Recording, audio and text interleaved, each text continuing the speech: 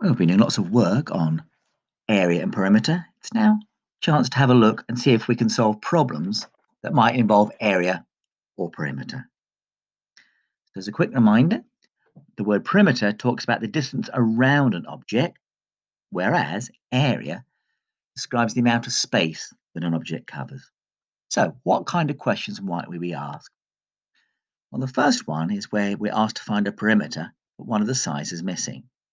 Now we can use our skills here, looking at the size that we've got.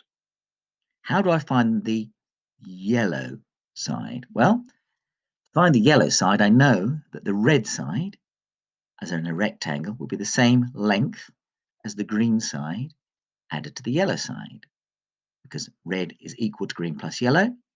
Therefore, the 30 meters of the red is equal to 7 plus the missing side. So the missing side would be 13 meters, because 13 and 17 make 30. What other perimeter problems might I come up with? There's a classic problem here. We know the area, but we need to find the length of the sides. So we need to use a bit of inverse here because we know that the area is the length times the width. So using the numbers I've got, I'm looking for 50 meters. 10 multiplied by what makes 50? And the answer is 5. So the missing side is 5 meters. So therefore, I could do anything that I needed to, either find that side or the perimeter the whole way around, which is going to be 10, add 10, add 5, add 5, which would then be 30 meters. On to area. Simple area, length times width, but sometimes the area is compound, in which case we need to break it down into shapes that we know.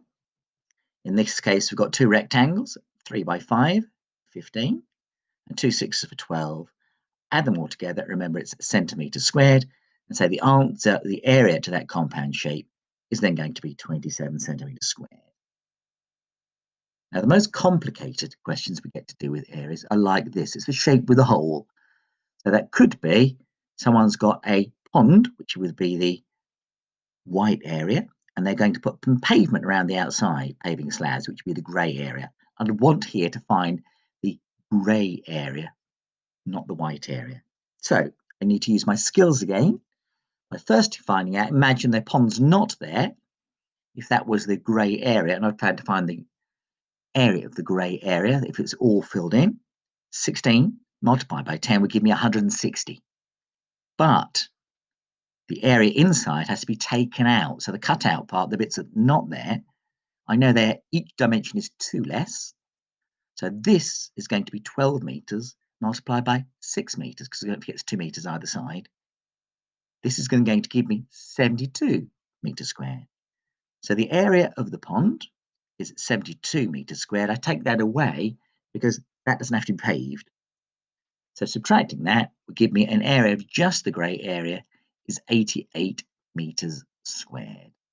So those are all the things that it's possible to do, area and perimeter. The skill you're going to use today is knowing which one is which and what to do with the numbers.